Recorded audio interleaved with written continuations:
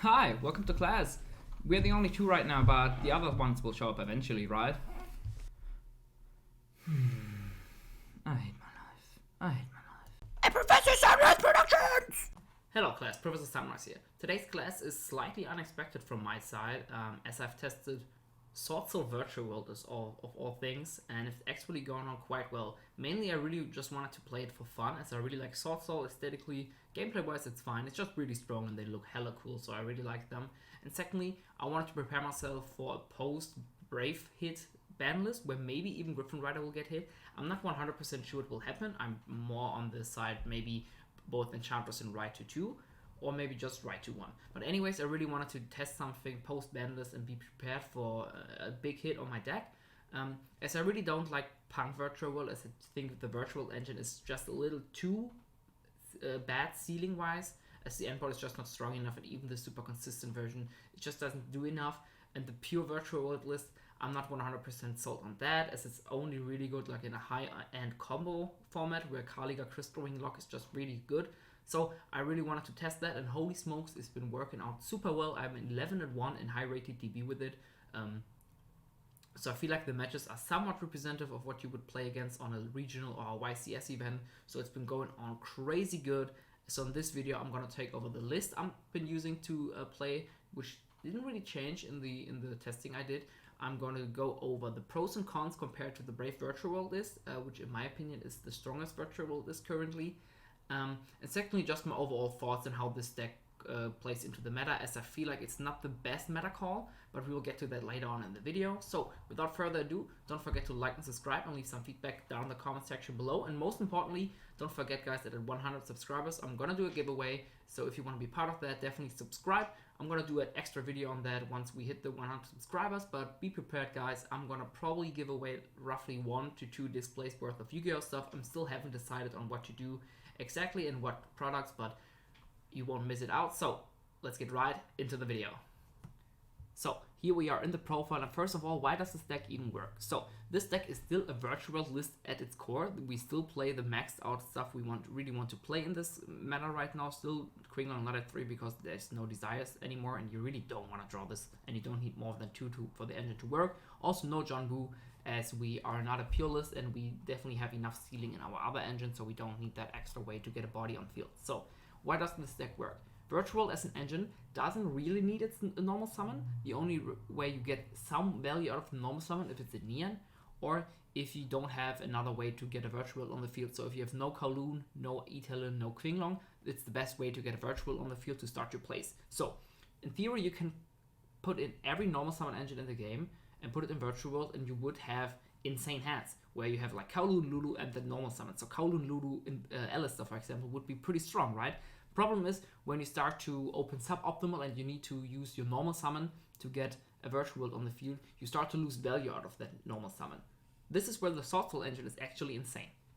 So in Swordsoul you have Swordsoul Emergence, which can search you any of these normal summons, which will be the main ways to generate value with the engine. In a bad hand we can use Tie-Eye. I'm going to show you a clip of the combo later on. We can use Tie-Eye to go for Baxia line, and with the Tie-Eye we will be sending a GG, and with the Baxia you can actually revive the GG to get a virtual world on the field. So at worst, the Swordsoul engine, my mistake, the Swordsoul engine will just give you a GG on board. So it's actually 3 extra copies of GG, but that's the worst case. In the best case, we can use the Emergence to get a Moe. We can reveal any of our virtual worlds. This doesn't have to be at the startup combo. We can also do this mid combo as an insane push after resolve the first virtual world, to get itself and a token on the field. And with that token we have a lot of potential options. We can either go for a double Synchro 10 route.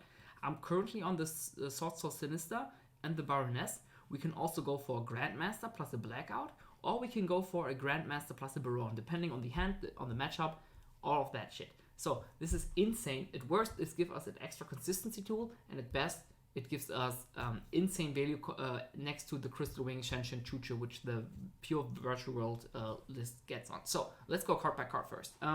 So for the virtual worlds, we have everything maxed out. Like I said, this is still somewhat placed like a pure virtual world list, or the virtual world part is just it's just the main part. It's the heart and soul of the deck, and the Swordsoul part is just there to support this. So we have 3 Lulu, 3 GG, 3 Lily, these have extra value in this deck, of course, because of the Moyi. 3 Lao Lao and 1 Neon. We don't need more than that. For the spells, we have 3 Kowloon, 2 Qinglong, 2 Chuche, and 3 Itala, which is like an honorary virtual world in my opinion. So for the Swordsoul engine, I decided on the ratio of 3 Emergence, as it's just the most versatile card. Of course, this is a 1-card engine for Tai-Ai, but this can also get you to Moyi. Then 2 Moyu, as you don't really want to draw too many normal summons. As you can see, we have 6 normal summons, all of which can have value later on in the combo, which is also where the problem of the deck lies, the one problem I have out of 2.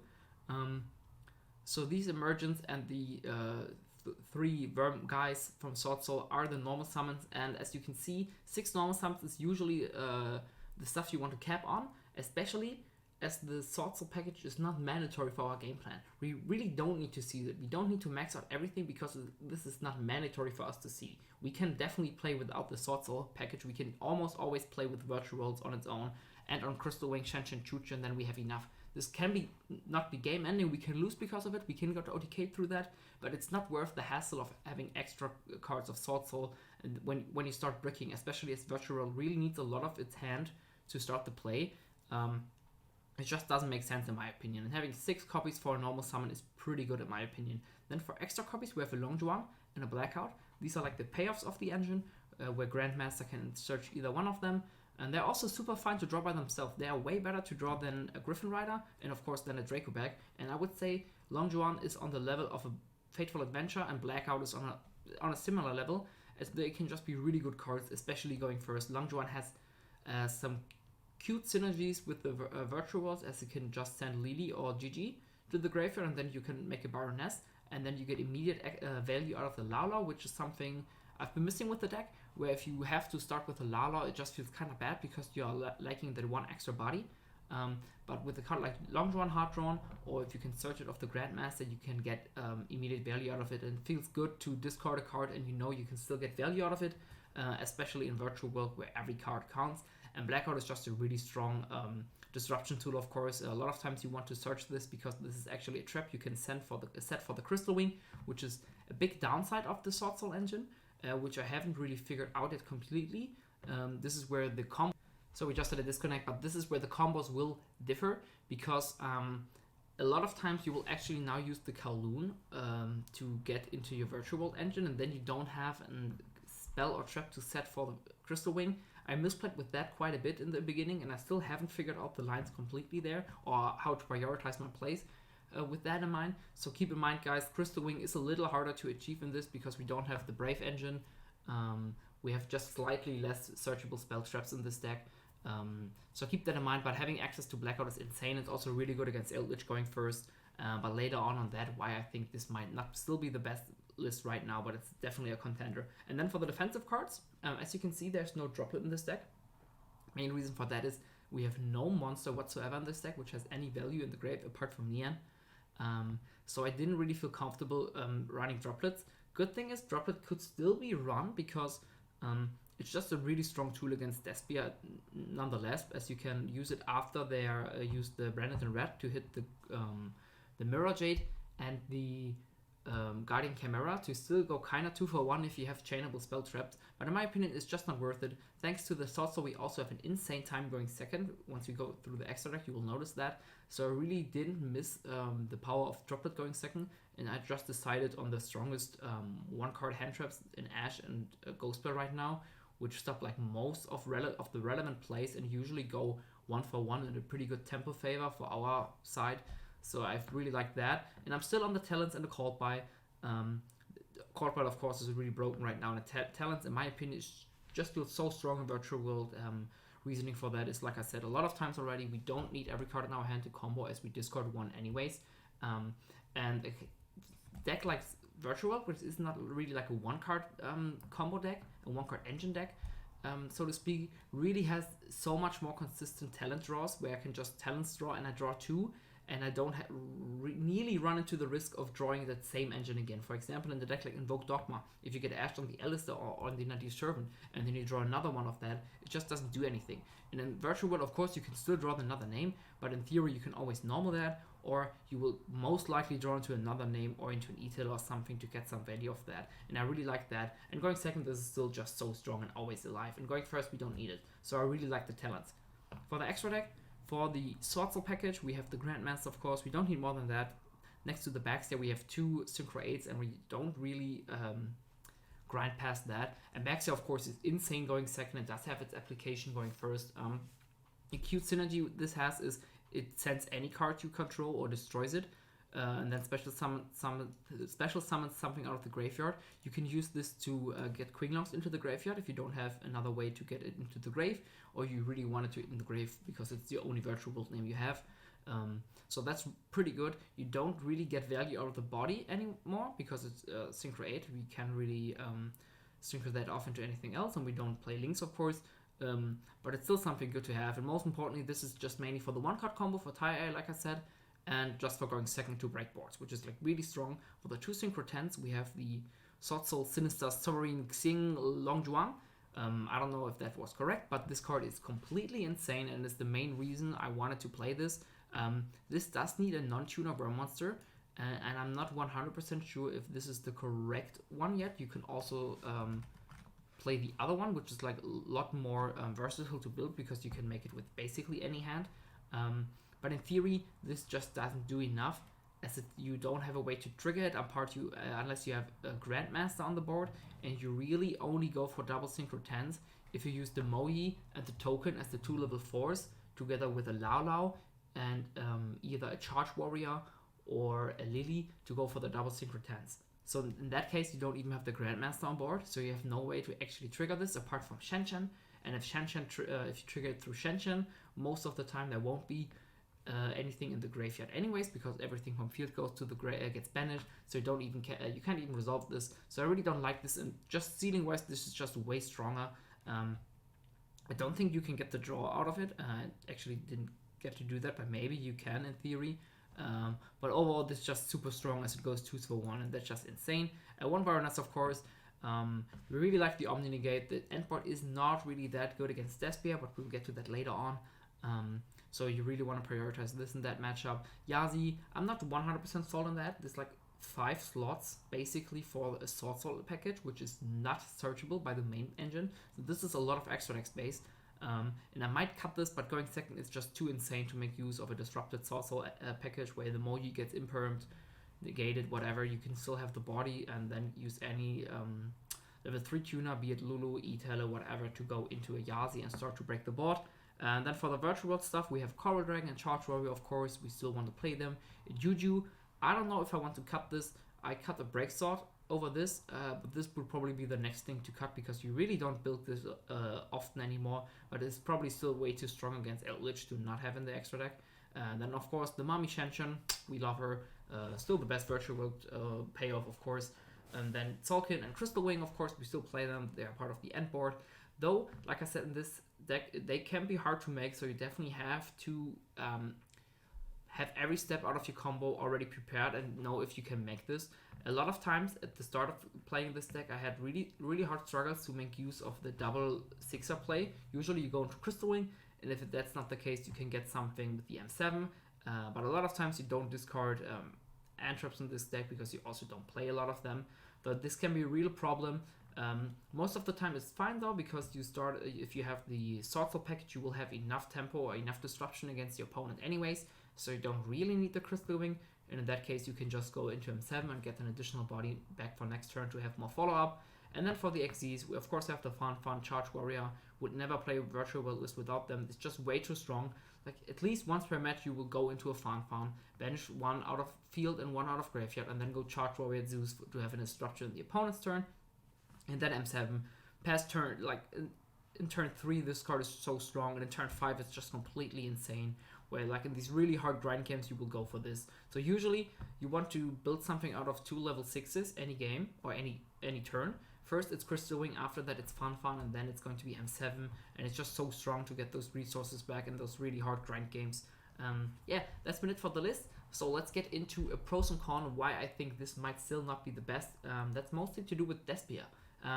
Reason for that is, if you think about what the Swordsoul engine does, like most of the time or most resource efficient wise, it's Grandmaster, search Search Blackout. So that's a monster negate plus a pop. It's a pop too, but that's better. But think about what the virtual engine actually does. It's Crystal Wing, Shen Shen, Chucha. So we already have a monster negate and a pop in our engine. And this is where the problem lies, in my opinion, because the most resource efficient way with Swordsoul to get value is the same thing which Virtual always does.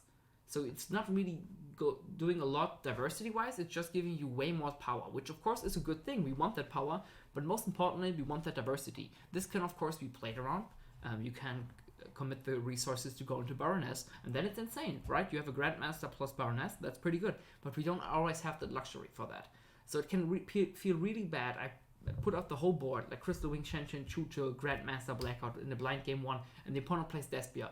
And I'm really struggling to get value out of these negates, as I have no way to disrupt the branded fusion, and he just does them, and then the pops, they don't really do a lot against the deck. You know why I'm getting. So this is the main problem I see with this deck, as you just don't have the best meta call right now. As Despia is pretty much the best deck right now, at least it's the most played one, and you don't have a lot of value with that deck. But that's really the only problem I have with this deck. Of course, it can be a little bricky, but so can the Brave engine be. Brave engine itself is a really good win condition. The Swordsoul engine itself is probably a better one. There were a lot of games where just normal summon Moyi, reveal like a hard draw Blackout, and then end on the Grandmaster Baroness Blackout, set a Chucha and have one name in hand, which I couldn't use because I had no way to actually play with the virtual. But that's enough. The Swordsoul package and the power just one Moyi gives is insane, and it can definitely be enough to just sit on that, and after that you play Virtual Will. So I really haven't had the problem of being like stuck in the one engine, it's not enough, or they just conflict with each other. They're just overall really strong. Only slight problem is that the Swordsoul package can be a little bricky, in a sense that if you don't draw a Worm Virtual, you have to first resolve your Virtual plays to get into that. So it's not like the Brave engine where you can just use it and bait and negate and after that play Virtual World. It plays a little less good into hand traps, but overall it increases the ceiling so much, and currently in a meta where there's no nip or next to no nip and very few hand traps, this feels really strong. You just have to think about the Despia matchup, you have to play that super optimal, you have to think about it, even maybe blind going for one. If you have the hand to go for a Baroness, you should definitely play that, just because Despia is everywhere and you really want that Omni negate against the branded fusion. So let's get into a few combo lines and maybe even some replays. I don't know yet, but you will see that in the video.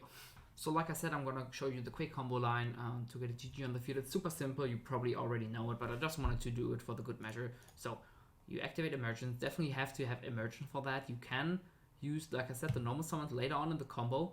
You can always get them alive if your virtual combo resolves, but if it doesn't, they can be a little bricky, like I said. Anyways, normal summon Tai, I banish the Emergence, summoning a token, then use those two to go into a Baxia.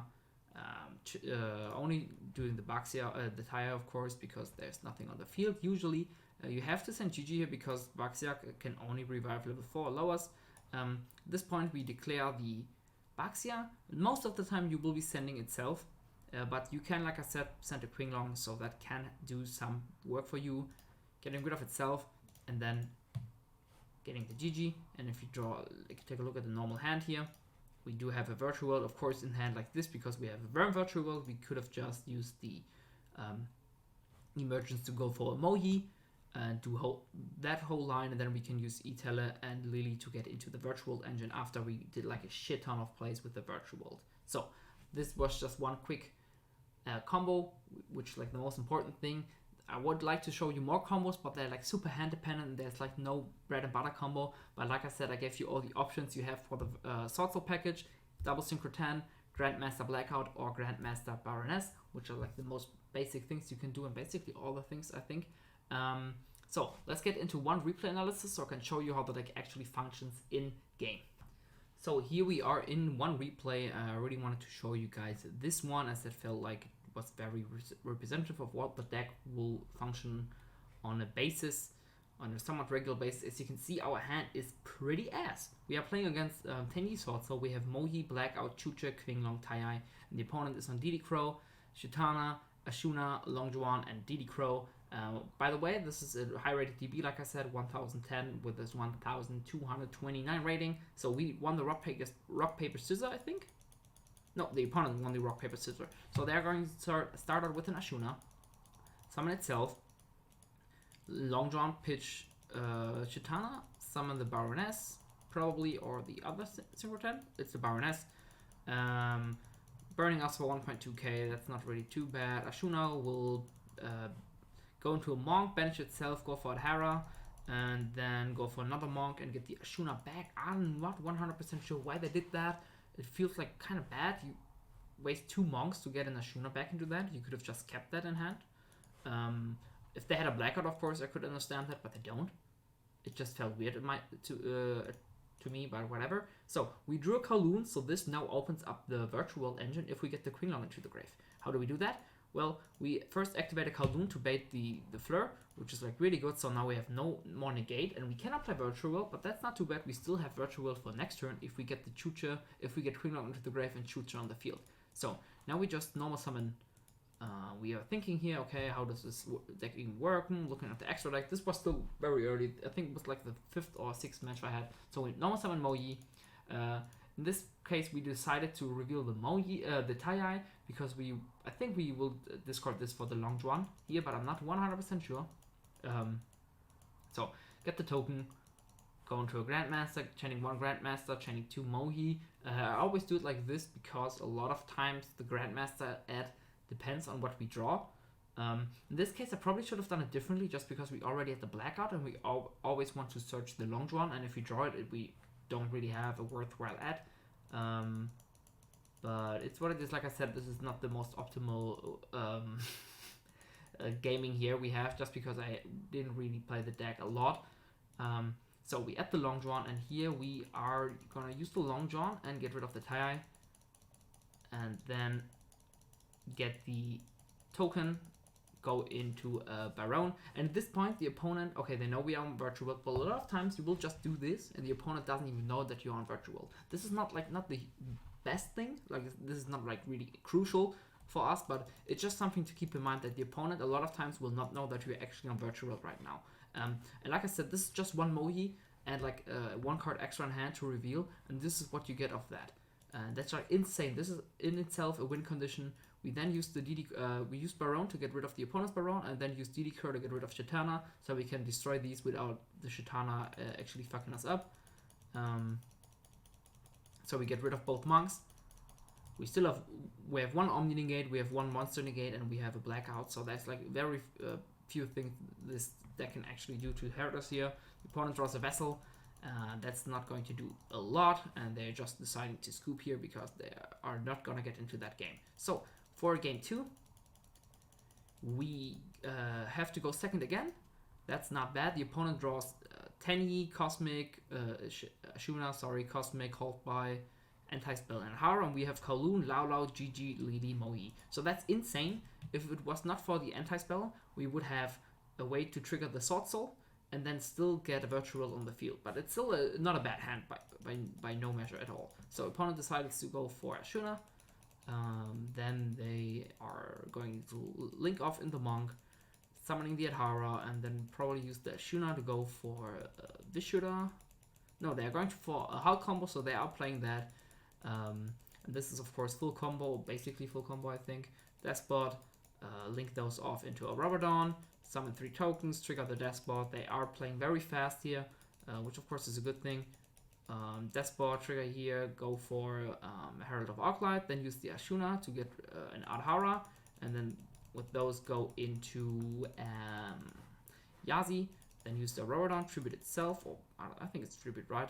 Pop the Yazi, effect Yazi, trigger. This will special summon a Tai. Tai in defense, of course, from Yazi. Effect Tai, banish, probably a Monk. Yeah, a Monk. Summon token.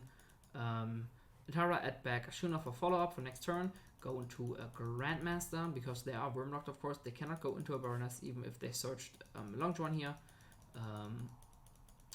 Grandmaster will search a Tai for follow-up, as they have like a lot of back row disruption against us, so they don't really need the power of the blackout or whatever. So the end board is an Herald, Grandmaster, called by Anti-Spell Cosmic. So that's pretty good. We draw another Lala, which is like not the best here. The Anti-Spell really hurt us, but we can still play this. We use the GG, then we start up with the Lily. Normal summon GG, get the Lily on that. The opponent is gonna Herald of the Arc like that, as we force the Herald by battle with that. But that's pretty good for us here, because we can then get extra value of the Lala. We use Lala on the GG. The opponent is gonna call by on the Lily, so we don't get the revive. But the most important thing we get is the Qinglong into the grave. We can here use the Qinglong, banish itself, and get a Lulu. We are going to probably pitch either Kowloon or Moyi here, I would assume. We did pitch the Moyi because we had no value with that. And next turn, Lalo is just as much a follow-up as possible. And most importantly, the Moyi is not really alive anymore unless we get a Worm in our hands. So we just pitched that. I don't even know if that's a correct play. Like I said, I haven't really played the deck a lot, so this could definitely been a misplay. And in theory, I definitely should have kept it. I don't know. Lulu will resolve sending Qinglong and adding a Chucha. Summoning itself. We still have to play through a Cosmic and the one Jijao. So we synchro those off into a Charge Warrior. Hope for any good draw here. Maybe, for example, we should have kept the Moyi if in case we draw an Emergence, just so that we can get rid of the, what's it called? We can use the Emergence to go for a Long John and then pitch the Moyi for that. Maybe that would have been the correct play. We go for Fan here. We decide to use its effect. This will probably get Grandmaster. This targeting at Hara and Grandmaster because it's the only thing that's like worthwhile in the graveyard. The opponent is deciding to GG this, banishing the Tie-Eye so they can grab that back with the Nanhara later on. They are on 2 Tie-Eyes now that I see that. A lot of people are on only 1 Tie-Eye anymore, but I mean, it's okay. We decide to pass here, and this is just game, I think. We don't have a way to run over the Grandmaster, as no of our XZs are actually over 2.8, so we couldn't go into a Zeus to wipe the board here, which feels bad. We do have the Chucha Lifestone, so we still have one form of disruption, but they do have a Cyclone, which will get hit here, and then we will just scoop, because just that one normal summon is way too much for us to handle. Game 3, we decide to go first. Opening hand is Tie-Eye, Blackout, Moyi, Lulu, GG. An opponent is on Cosmic, Imperm, Droplets, Moyi, and Ash. So that's like very heavy on the defensive part, but no engine. And we are very heavy on engine, but no way to actually get both engines alive. After a bit thinking, I decide here to go for Moyi. As my thought process was, if we get hand trap, we still have the Blackout. And if we don't get hand trap, we have the full-on Swordsoul play, which is like pretty good in my opinion. And it just felt the best. We get input on this, so we just pass turn with the Blackout, and I thought with 1 Blackout we should be fine. Well, the opponent just set 2 and passes. I don't know why you don't Cosmic this. Like, you probably should have done that, just because it's either a Virtual World, okay, you can of course bait into a Virtual use, or it's a Blackout. The opponent knows I'm playing it, and this will just get rid of both of these disruption. So that felt pretty bad on their part, not gonna lie. Draw for turn is a Qinglong, which is like exactly what we needed. So now we can use the Tie-Eye to get value, because we can banish the Moyi, or the Blackout rather, and then we still have a way to get a Virtual on the field in form of Qinglong, and after that we can play with those 2 names. So that's like the second best draw after Kowloon, I would say. Normal summon Tie-Eye, banish, thinking here, banishing the Blackout just so we have the 1 extra form of plays. This can definitely block you out. I think at this point I didn't play 2 Synchro 10s, so this could have locked me out, or I have to play Suboptimal, where I just synchro it off into a Yazi. So you have to watch out for this. This deck cannot use Synchro 4 tuners, or level 4 tuners in general, as good as Swordsoul, so watch out for when you use the Blackout. But overall, it's just a correct play, right? If they Veiler this, we get no value whatsoever. And it works, we just go into a Yazi. So Tie-Eye goes into a Grandmaster here, chaining 1 Grandmaster, chaining 2 Tie-Eye. We will be searching a Long John, milling in Lily, just so that we have it in grave for a potential Lala revive. We have no value to get with the Tie-Eye anyways, so I thought about just milling the Mogi so we don't draw it, because we don't really want to see any of that engine. Opponent is deciding to scoop here, probably because of the draw, because we will activate Long Juan, pitching the GG, go into Baroness. They have 2 hand traps, but they have no engine, unless they draw the Adhara, of course. But we still had Lulu Qinglong, which the opponent didn't know, but there was no way the opponent would have won that, because Lulu Qinglong in itself is just way too much value, and we just OTK even through those 2 hand traps. So this is a quick replay of how the deck functions. As you can see, I didn't really even play like a full-on combo. I just a lot of times just played Swordsoul, and after that we started to play Virtual World, and it was still enough. I didn't even go full-on combo, but you can probably tell that this is going to be a really good end board if you have everything.